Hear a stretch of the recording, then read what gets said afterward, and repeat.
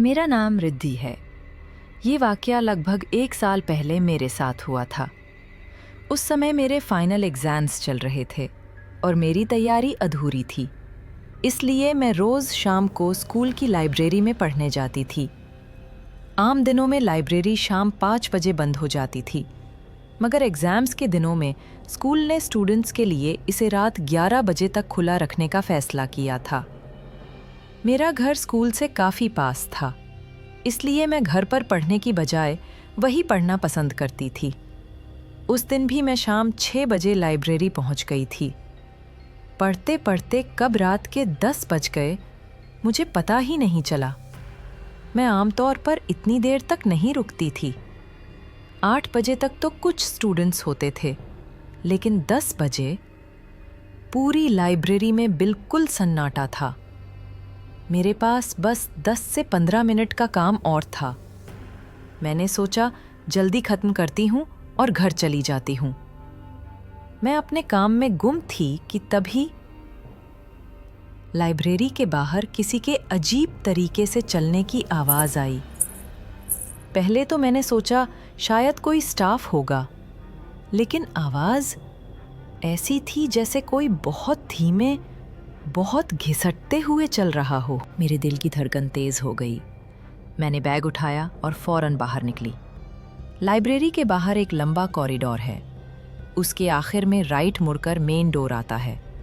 मैं तेजी से उसी तरफ बढ़ रही थी कि तभी कॉरिडोर के एंड पर एक औरत खड़ी दिखाई दी। वो बिल्कुल स्थिर मेरी तरफ पीठ किए खड़ी थी, जैसे कोई मूर्ति। जैसे जैसे मैं आगे बढ़ रही थी, मेरे अंदर एक बहुत ही अजीब बेचैनी पैदा हो रही थी। मेरे हाथ ठंडे पड़ चुके थे। मैंने हिम्मत करके पूछा, कौन है वहाँ? मेरी आवाज़ गूंजी और अगले ही पल वो औरत वहाँ से गायब हो गई। मैं डर के मारे पीछे नहीं देखी, बस मेन डोर की तरफ भागी और बाहर निकल आई। सड़क पर हमेशा हल्की भीड़ रहती है, लेकिन उस रात पूरी गली खाली थी। मैं सिर नीचे करके जल्दी जल्दी घर की तरफ बढ़ रही थी कि अचानक मेरे आगे किसी का साया ज़मीन पर उभर आया। मैंने सिर उठाया।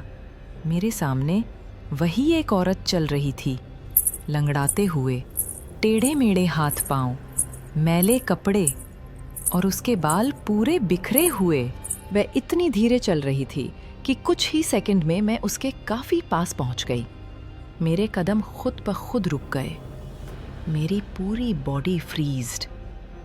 मेरे अंदर की आवाज़ चिल्ला रही थी, उसके पास मत जाना, उसे मत छूना, उसे क्रॉस मत करना। मैं वहीं खड़ी थी कि अचानक वह औरत मुड़ी। उसके चेहरे पर कोई हाव भाव नहीं, बस खोखली बुझी हुई आंखें। उसने एक बेहद डरावनी, भारी आवाज में पूछा, मेरी लड़की को देखा है? मेरे मुंह से आवाज नहीं निकली। मैंने कांपते हुए उंगली से दूर की तरफ इशारा कर दिया। वह औरत उसी दिशा में लंगड़ाती, घिसटती हुई चली गई और अंधेरे में गायब हो गई। मैंने भागकर घर की तरफ कदम बढ़ाए। तभी अचानक दूर से वही औरत किसी जानवर की तरह चीखी। मेरी आंखों के आगे अंधेरा छा गया और फिर मुझे कुछ याद नहीं। जब होश आया तो मैं अपने पड़ोसियों के घर थी। उन्होंने बताया कि मैं सड़क पर बेहोश पड़ी मिली थी। अगले दिन जब मैंने स्कूल के पुराने चौकीदार से पूछा तो उसने जो बताया, उसने मेरी रूह कँपा दी। साल 1997 में इसी स्कूल की एक टीचर रहती थी। उनकी 7 साल की बेटी इसी स्कूल में पढ़ती थी।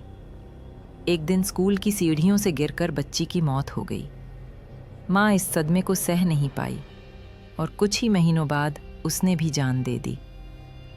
तब से बहुत लोगों ने स्कूल के कॉरिडोर और आसपास की सड़क पर एक औरत को अपनी बेटी को ढूंढते देखा है, और जो भी उसकी बेटी के बारे में गलत दिशा बताता है, वो औरत फिर उसकी तरफ लौटती हैं।